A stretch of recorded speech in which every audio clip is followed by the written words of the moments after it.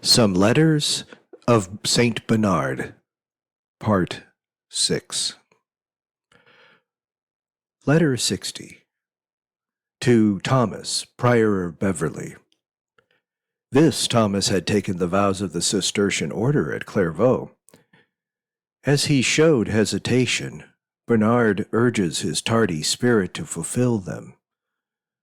But the following letter will prove that it was a warning to deaf ears, where it relates to the unhappy end of Thomas. In this letter, Bernard sketches with the master's hand the whole scheme of salvation. Bernard to his beloved son, Thomas, as being his son. What is the good of words? An ardent spirit and a strong desire cannot express themselves simply by the tongue. We want your sympathy and your bodily presence to speak to us, for if you come, you will know us better, and we shall better appreciate each other. We have long been held in a mutual bond as debtors to one another. For I owe you faithful care, and you owe me submissive obedience. Let our actions, and not our pens, if you please, prove each of us. I wish you would apply yourself henceforth and carry out afterwards those words of the only begotten, the works which the Father hath given me to finish. The same work bears witness of me. St. John 5:36. For indeed, only thus does the Spirit of the only Son bear witness to our spirit that we are also sons of God, when quickening us from dead works, because he brings us forth to the works of light. A good or bad tree is distinguished, not by its leaves or flowers, but by its fruit. So by their fruits, he saith, ye shall know them. Matthew 7:16. Working then, and not words, make the difference between sons of God and sons of unbelief. By works, according do you display your sincere desire and make proof of mine? I long for your presence. My heart has long wished for you, and expected the fulfillment of your promises. Why am I so pressing? Certainly not from any personal or earthly feeling. Neither do I desire to be profited by you or to be service to you. Noble birth, bodily strength and beauty, the glow of your youth, estates, palaces, and sumptuous furniture, external badges of dignity, and, I may also add, the world's wisdom. All these are of the world, and the world loves its own. But for how long will they endure? Forever? Assuredly not, for the world itself will not last forever. But these will not last even for long. In fact, the world will not be able to keep these gifts for you, nor will you dwell in long the world and enjoy them. But for the days of man are short. The world passes away with its lusts, but it dismisses you before it quite passes away itself. How can you take unlimited pleasure in a love that soon must end?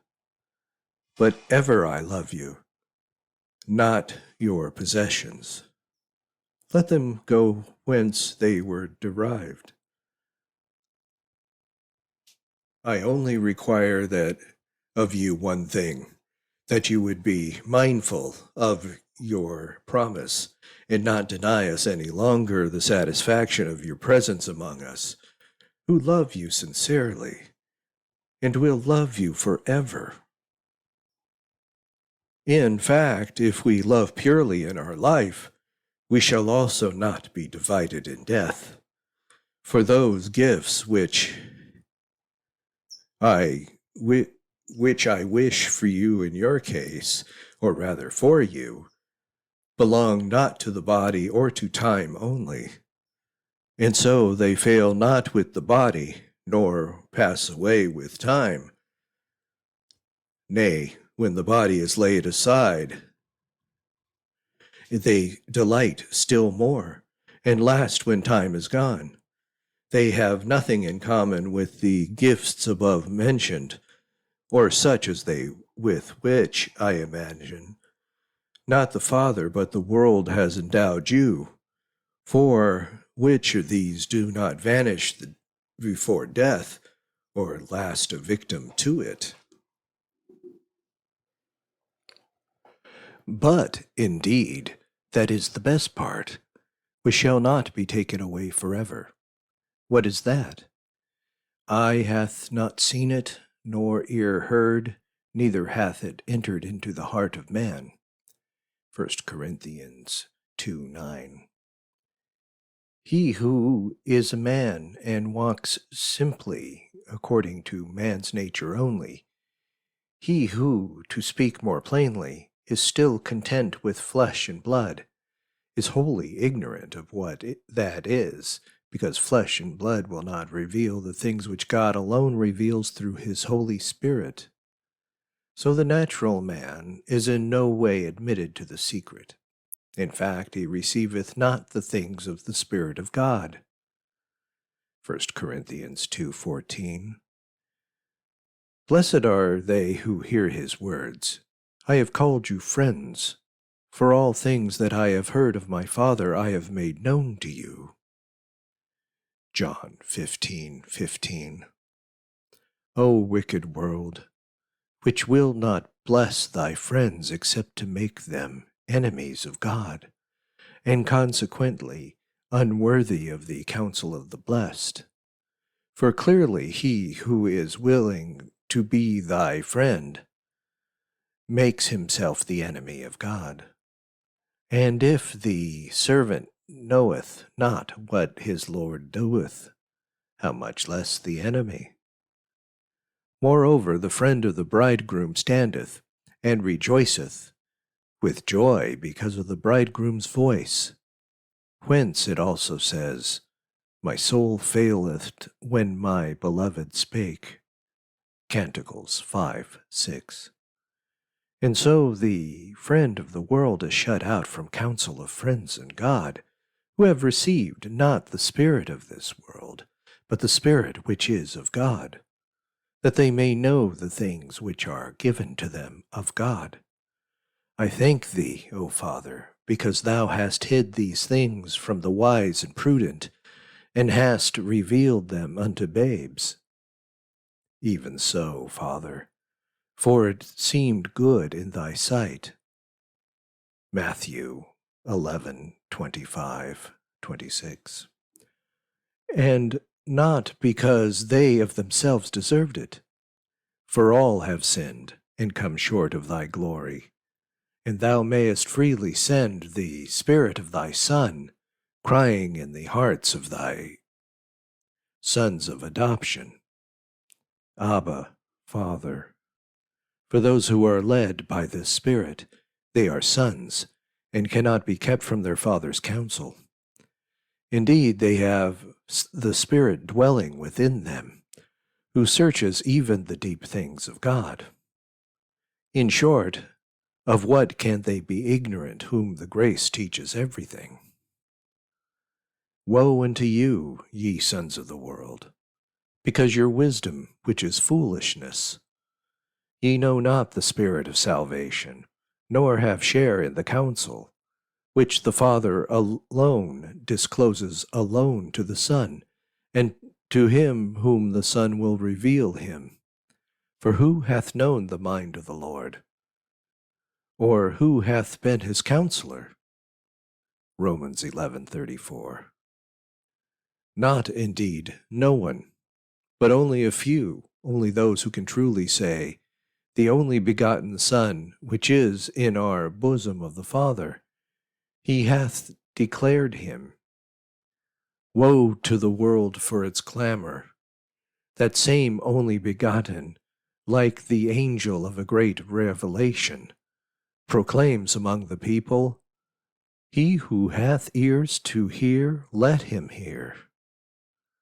And since he finds not ears worthy to receive his words, and to whom he may commit the secret of the Father, he weaves parables for the crowd, that hearing they might not hear, and seeing they may not understand. But for his friends how different! With them he speaks apart. To you it is given to know the mysteries of the kingdom of God. Luke 8:8-10. And to whom he says, Fear not, little flock, for it is your Father's good pleasure to give you the kingdom. Luke 12:32. Who are these? And these are whom he foreknew and foreordained to be conformed to the image of his Son, that he might be the first among many brethren. The Lord knows who are his. Here is his great secret and counsel which he has made known unto men. But he judges no others worthy of a share in so great mystery, except those whom he has foreknown and foreordained as his own. For those whom he foreordained, them he called. Who, except he be called, may approach God's counsel? Those whom he called, them also he justified. Over them a sun arises, though not that sun which may daily be seen arising over good and bad alike, but he of whom the prophet speaks when addressing himself to those alone who have been called to the council. He says, Unto you that fear my name shall the Son of Righteousness arise. Malachi 4:2. So while the sons of unbelief remain in darkness, the child of light leaves the power of darkness and comes into this new light. If once he can say to God, I am a companion of all them that fear thee. Do you see how the faith proceeds, in order that the justification may follow? Perchance, then, we are called through fear and justified by love. Finally, the just shall live by faith. Romans 1:17. That faith, doubtless, which works by love. Galatians 5:6. So at his call let the sinner hear what he has to fear, and thus coming to the Son of Righteousness, let him, now enlightened, see what he must love. For what is that saying? The merciful goodness of the Lord endureth from everlasting to everlasting upon them that fear him. Psalms 103:17. From everlasting because of predestination to everlasting because of glorification. The one process is without beginning, and other knows no ending. Indeed, those whom he predestines from everlasting, he glorifies to everlasting with an interval, at least in the case of adults, of calling and justification between. So, at the beginning of the Son of Righteousness, the mystery, hidden from eternity, concerned souls that have been predestinated and are to be glorified, because in some degree to emerge from the depths of eternity, as each soul, called by fear and justified by love, becomes assured that it, too, is of the number of the blessed, knowing well that whom he justified, them he also glorified. Romans 8:30. What then? The soul hears that it is called when it is stricken with fear. It feels also that it is justified when surrounded by love. Can it do otherwise than be confident that it will be glorified? There is a beginning, there is a continuation. Can it despair only of the consummation?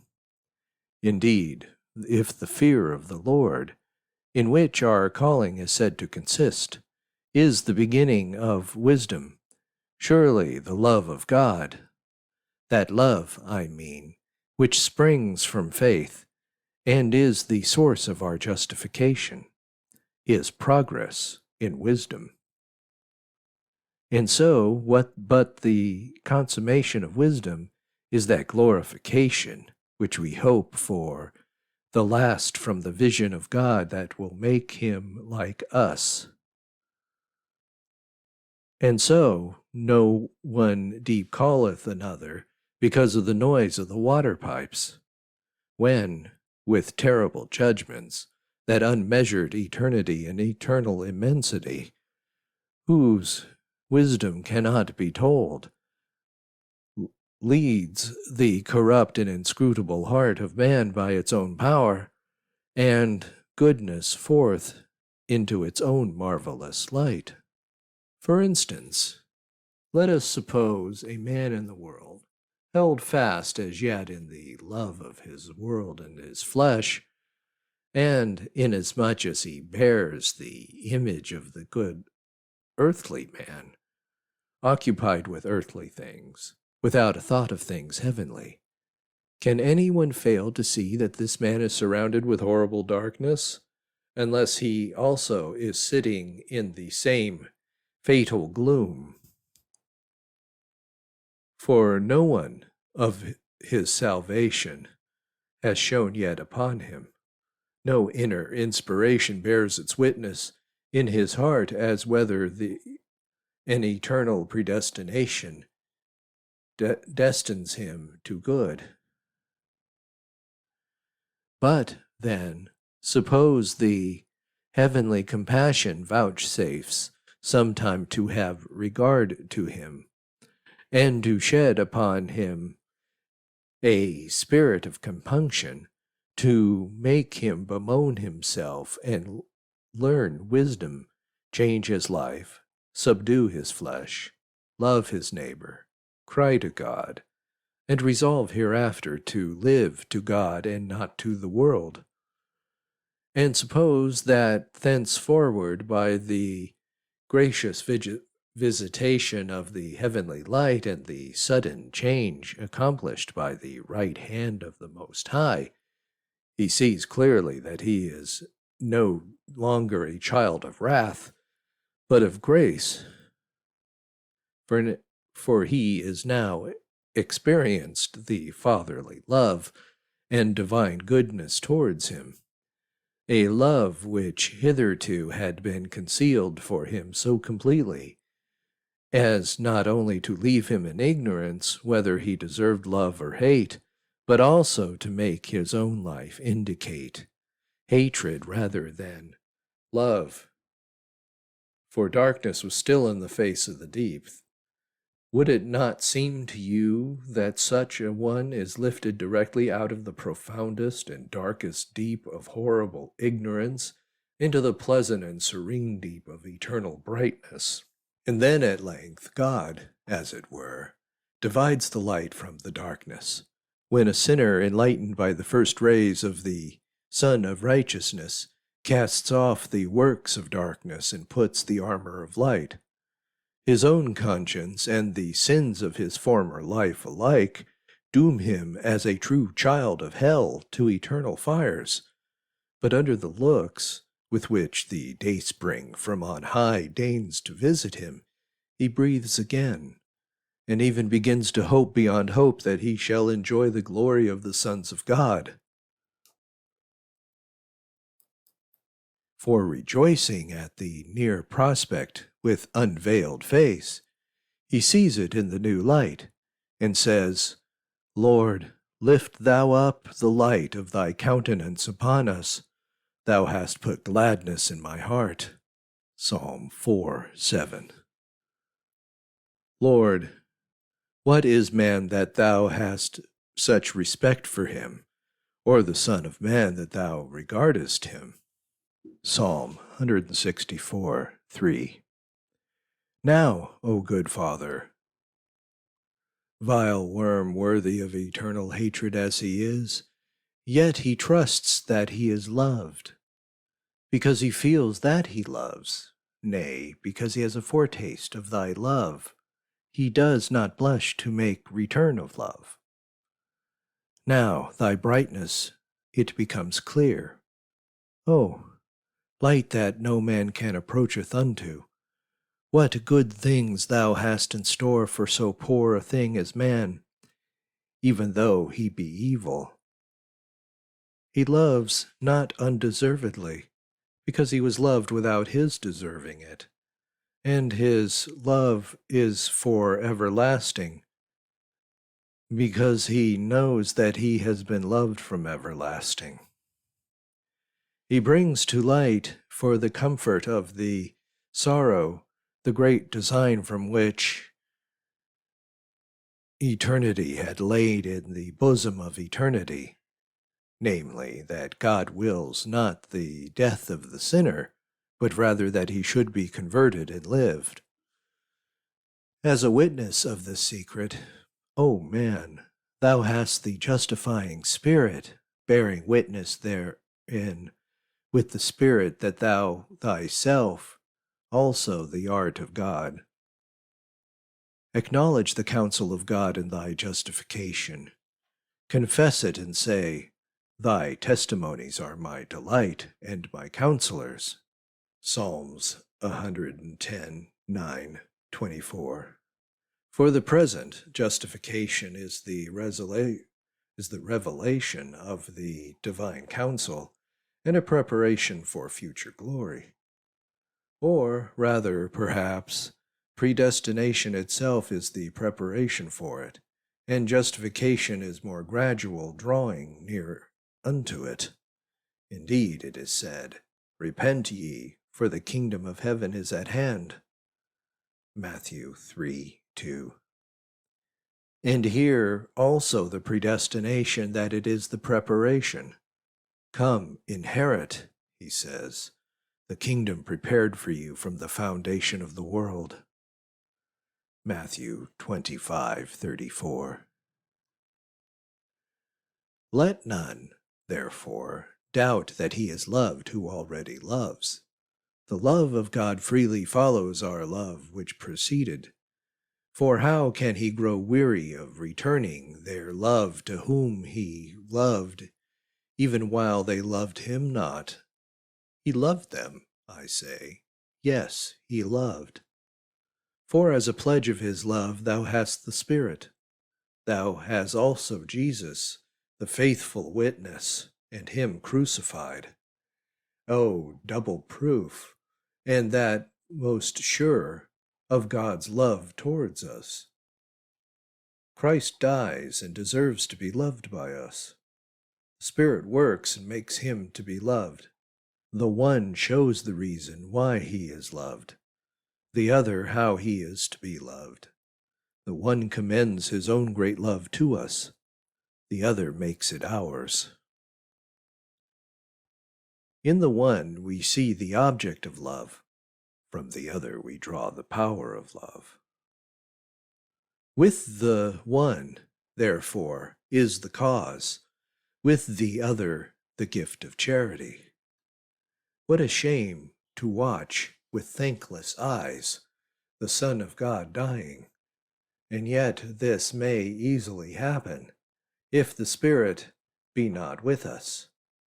But now, since the love of God is shed abroad in our hearts by the Holy Ghost, which is given unto us, Romans 5:5. Having been loved, we love, and as we love, we deserve to be loved yet more. For if, says the Apostle, while we were yet enemies, we have been reconciled to God through the death of his Son, much more, being reconciled, shall we be saved through his life. Romans 8:32. For he that spared not his own Son, but delivered him up for us all, how shall he not with him also freely give us all things? Since then the token of our salvation is twofold, namely a twofold outpouring of the blood and the Spirit, neither can profit without the other. For the Spirit is not given except to such as believe in the crucified, and faith avails not unless it works by love. But love is the gift of the Spirit. If the second Adam, I speak of Christ, not only became a living soul, but also a quickening spirit, dying as being the one, raising the dead as being the other, how can that which dies in him profit me, apart from that which quickens? Indeed, he himself says, "It is the Spirit that quickeneth, the flesh profiteth nothing." St. John 6:63. Now, what does quickeneth mean except justifieth? For as sin is the death of the soul that sinneth it shall die, Ezekiel 18:4. Without doubt, righteous of its life, for they shall live by faith, Romans 1:17. Who then is righteous, except he who returns to God, who loves him, his meed of love? And this never happens unless the Spirit, by faith, reveals to the man the eternal purpose of God concerning his future salvation. Such a revelation is simply the infusion of spiritual grace, by which, with the mortification of the deeds of the flesh, man is made ready for the kingdom, which flesh and blood cannot inherit. And he receives by one and the same Spirit both the reason for thinking that he is loved and the power of returning love. Lest the love of God for us should be left without return. This, then, is that holy and secret counsel which the Son has received from the Father by the Holy Spirit. This by the same Spirit he imparts to his own, whom he knows, in their justification, and by the imparting he justifies. Thus, in his justification, each of the faithful receives the power to begin to know himself even as he is known. When, for instance, there is given to him some foretaste of his own future happiness, as he sees how it lay hid from eternity in God, who foreordains it, but will appear more fully in God, who is effecting it. But concerning the knowledge that he has now, for his part, attained, let the man glory at present in the hope, and not in the secure possession of it. How must we pity those who possess as yet no token of their own calling to this glad assembly of the righteous? Lord, who hath believed in our report? Isaiah 53:1. Oh, that they would be wise and understand, but except they believe, they shall not understand. But you, too, ye unhappy and heedless lovers of the world, have your purpose far from that of the just.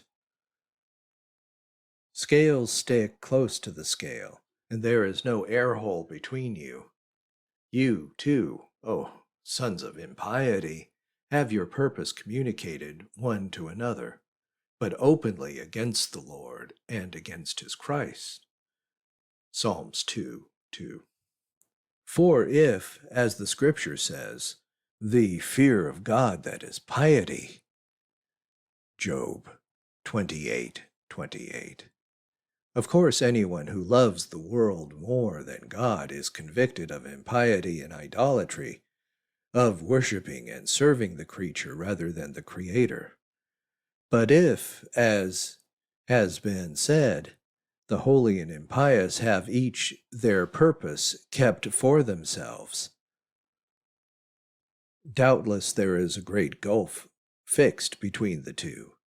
For as just keep himself aloof from the purpose and the counsel of evil men, Psalms 1:6, so the impious never rise in the judgment, nor sinners to this purpose of the just. For there is a purpose for the just, a gracious reign which God has set apart for his heritage. There is a purpose really secret, descending like rain into a fleece of wool, a sealed fount whereof no stranger may partake, a sun of righteousness rising only for such as they fear God. Moreover, the prophet, noting that the rest remain in their own dryness and darkness, being ignorant of the rain and of the light of the just, mocks and brands their unfruitful gloom and confused perversity. This is a nation, he says, that obeyeth not the voice of the Lord their God. Jeremiah 7:28. You are not ready, O miserable men, to say with David, I will hearken what the Lord will say with regard to me. Psalms 58:8. For being exhausted abroad upon the quest of vanity and false folly, you see not the deepest and best hearing of the truth. O ye sons of men, how long will ye blaspheme mine honor, and have such pleasure in vanity, and seek after leasing? Psalm 4:2. You are deaf to the voice of truth, and you know not the purpose of him who thinks thoughts of peace, who also speaks peace to his people and to his saints, and to such as are converted in heart. Now, he says, ye are clean through the word which I have spoken to you. John 15:3. Therefore they who hear not this word are unclean. But do you, dear beloved, if you are making ready your inward ear for this voice of God that is sweeter than honey and the honeycomb, flee from outward cares, that with your inmost heart clear and free you may say with Samuel, Speak, Lord, for thy servant heareth. 1 Samuel 3:9. This voice sounds not in the marketplace, and it is not heard in public. It is a secret purpose, and seeks to be heard in secret. It will of a surety give you joy and gladness in hearing it, if you'll listen with an attentive ear. Once it ordered Abraham, Genesis 12:1, to get him out of his country and from his kindred, that he might see and possess the land of the living. Jacob, Genesis 32:10, left his brother and his home, and passed over Jordan with his staff, and was received in Rachel's embrace. Genesis 29:11. Joseph was Lord in Egypt. Genesis 37. And having been torn by a fraudful purchase from his father and his home, thus the church is bidden, in order that the king may have pleasure in her beauty. to forget her own people and her father's house. The boy Jesus was sought by his parents among the kinfolk and acquaintances, and was not found. Luke 2:44. Do you also flee from your brethren, if you wish to find a way to salvation? Flee, I say, from the midst of Babylon. Flee from before the sword of the north wind. A bare sustenance I am ready to offer for the help of everyone that flees. You can call me your abbot. I refuse not the title for obedience's sake. Obedience, I say, not that I demand it, but that it render it in service to others, even as the Son of Man came not to be ministered unto, but to minister and give his life a ransom for many. Matthew 20:28. But if you deem me worthy, receive as your fellow disciple whom you choose for your master, for we have both one master, Christ. And so let him be the end of this letter, who is the end of the law of righteousness to everyone that believeth. Romans 10:4. Letter 61. To Thomas of St. Omer, after he had broken his promise of adopting a change of life. He urges him to leave his studies and enter religion, and sets before him the miserable end of Thomas of Beverley. To his dearly beloved son, Thomas, brother Bernard, called the abbot of Clairvaux, that he may walk in the fear of the Lord. You do well in acknowledging the debt of your promise, and in not denying your guilt and deferring its performance. But I beg you not to think simply of what you promised, but to whom you promised it. For I do not claim for myself any part of that promise which you made, in my presence indeed, but not to me. You do not fear that I am going to reprove you on account of that deceptive delay. For I was summoned as the witness, not as the Lord of your vow.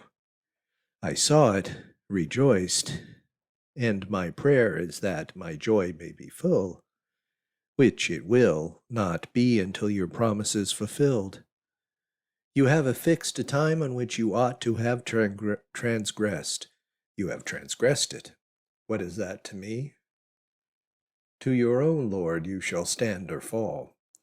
I have determined, because the danger is so imminent, to deal with you neither by reproofs nor threats, but only by advice, and that only so far as you take it kindly. If you shall hear me, well, if not, I judge no man. There is one who seeketh and judgeth, for he who judgeth us is the Lord. 1 Corinthians 4:4. And I think for this cause you ought to fear and grieve the more, inasmuch as you have not lied unto men, but unto God. And though, as you wish, I spare your shame before men, is that shamelessness to go unpunished before God? For what reason, pray, is there in feeling shame before the judgment of man and not fearing the face of God? For the face of the Lord is against them that do evil. Psalms 34:16. Do you, then, fear reproaches more than torments? And if you do, who tremble at the tongue of flesh, despise the sword which devours the flesh? And are these fine moral principles, with which, as you write, you are being stored with the acquisition of knowledge, the ardor and love for which so heats and excites you that you do not fear to slight your sacred vow? But, I pray you, what proof of virtue is it, that instance of self-control? What advance in knowledge or artistic skill? To tremble with fear, where no fear is needful, to lay aside even the fear of the Lord, how much more wholesome the knowledge of Jesus and Him crucified, a knowledge, of course, not easily to acquire except for him who is crucified to the world. You are mistaken, my son, quite mistaken. And if you think that you can learn in the school of the teachers of this world that knowledge which only the disciples of Christ, that is, such as despise the world, attain, and that by the gift of God, this knowledge is taught not by the reading of books, but by grace, not by the letter, but by the Spirit, not by learning, but by the practice of the commandments of God. So, says the prophet, to yourselves in righteousness, reap the hope of life, kindle for yourselves the light of knowledge. Hosea 10:12. You see that the light of knowledge cannot be duly attained, except the seed of righteousness first enter the soul, so that it may grow the grain of life, not the mere husk of vainglory. What then? You have not yet sown to yourself the righteousness, and therefore you have not yet reaped the sheaves of hope. Do you pretend that you are acquiring the true knowledge? Perchance for the true there is being substituted that which puffeth up. You err foolishly, spending the money for that which is not bread, and thy labor for that which satisfieth not. I entreat you, return to the former wish of your heart, and realize that this year of delay, which you have allowed to yourself, has been a wrong to God. It is not a year pleasing to the Lord, but a seed plot of discord, an incentive to wrath, a food of apostasy, such as must quench the spirit, shut off grace, and produce the lukewarmness which is wont to provoke God to spew men out of his mouth.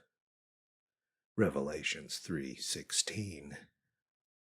Alas, I think that as you are called by the same name, so you walk in the same spirit as that other Thomas, Provost of Beverly.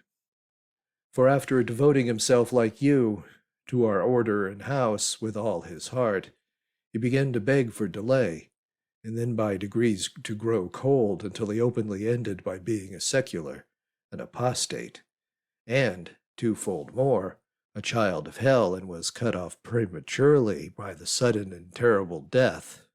Matthew 23:15. A fate which, if it may be, let the pitiful and clement Lord avert. The letter, which I wrote to him in vain, still survives. I simply freed my own mind by warning him, so far as I could, how it must end soon. How happy he would have been if he had taken my advice. He cloaked his sin. I am clean from his blood.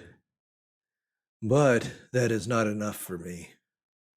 For though in so acting I am quite at ease on my own account, yet that charity which seeketh not her own, 1 Corinthians 13:5, urge me to mourn for him who died not in safety, because he lived so carelessly. Oh, the great depth of the judgments of God! Oh, my God, terrible in thy counsels over the sons of men. He bestowed the Spirit, whom he was soon again to withdraw, so that a man sinned a sin beyond all measure, and found entrance that sin might abound. Though this was the fault, not of the giver, but of him who added the transgression. For it was the act of a man's own free will, thereby using badly his freedom. He had the power to grieve the free spirit, to despise the grace instead of bringing to good effect the inspiration of God, so as to be able to say, His grace which was bestowed on me was not in vain. 1 Corinthians 15:10. If you are wise, you will let his folly profit you as a warning. You will wash your hands in the blood of the sinner and take care to release yourself at once from the snare of perdition, and me from horrible fear on your account. For I confess, I feel your erring steps as the rending of my heart, because you have become very dear to me, and I feel a father's affection for you. Therefore, at the remembrance of you, that sword of fear pierces through my heart the more sharply, as I consider that you have too little fear and uneasiness. I know where I have read of such. For when they shall say peace and safety, then sudden destruction cometh upon them, as travail upon a woman with child, and they shall not escape. 1 Thessalonians 5:3. Yea, I foresee that many fearful consequences threaten you if you still delay to be wise. For I have had much experience, and that you would share and profit by it. So believe one who has had experience, believe one who loves you. For if you know the one reason that I am not deceived, for others you know that I am not capable of deceiving you. Letter 62. To the illustrious youth, Geoffrey de Perron, and his companions. He pronounces the youth as noble because they purpose to lead the religious life, and exhorts them to perseverance.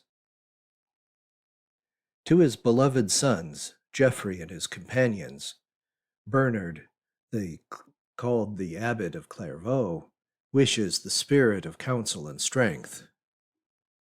The news of your conversion that has got abroad is edifying many, nay, is making glad the whole church of God, so that the heavens rejoice and the earth is glad.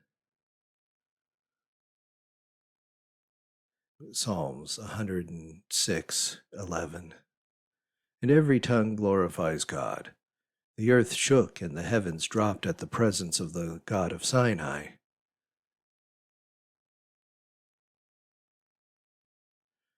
Psalms 68:8-9. Raining on those days more abundantly than usual, a gracious rain, which God keeps for his inheritance.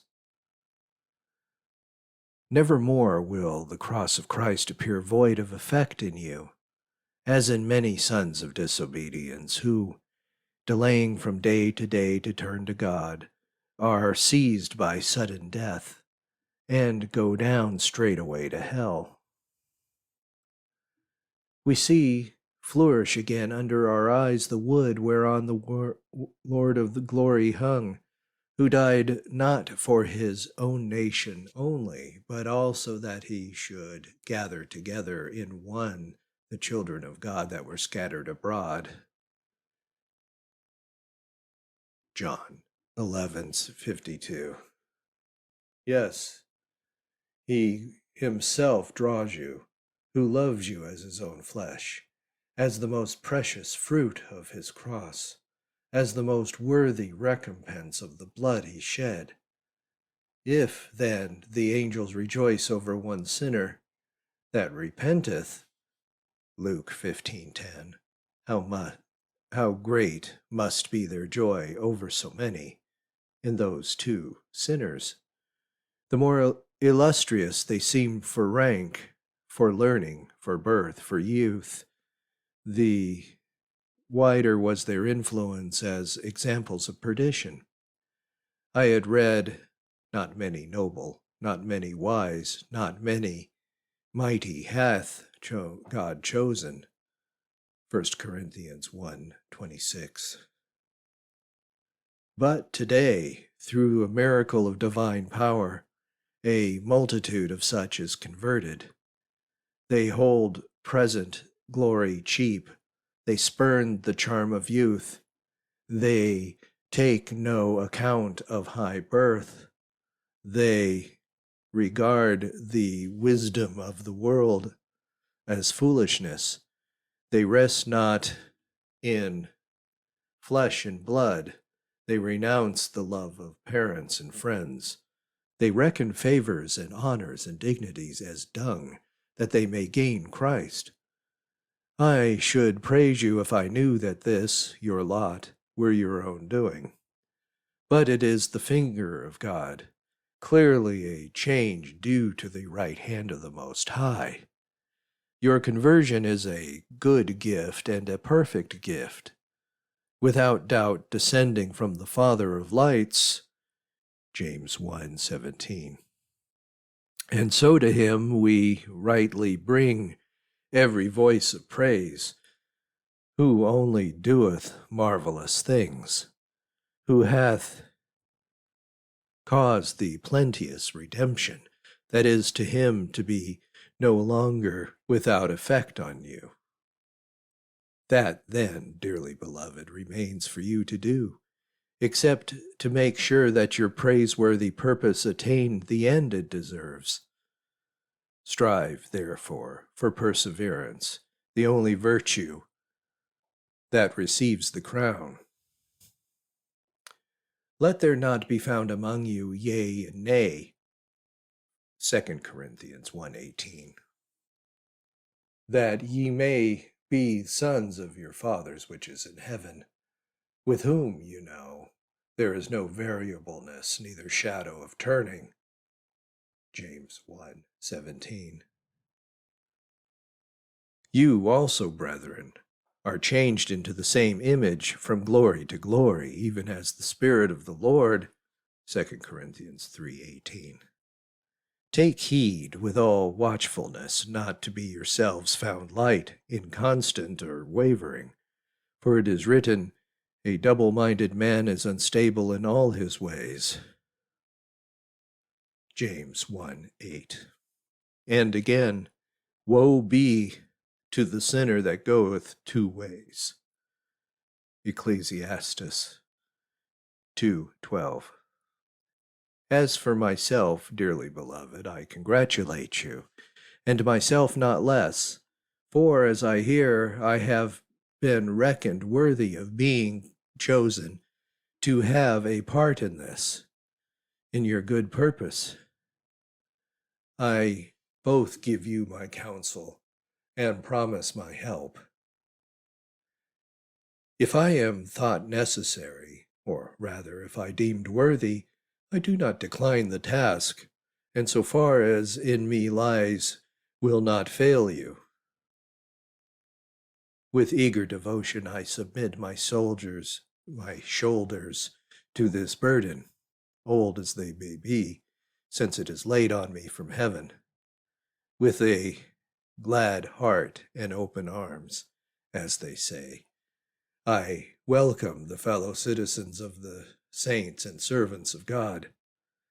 How gladly, according to the prophet's command, do I assist with my bread those that flee from the face of the sword, and bring water to the thirsty. Isaiah 21:14. The rest I have left to the lips of my, or rather your, Geoffrey. Whatsoever he shall say to you in my stead, that, doubt not, is my counsel.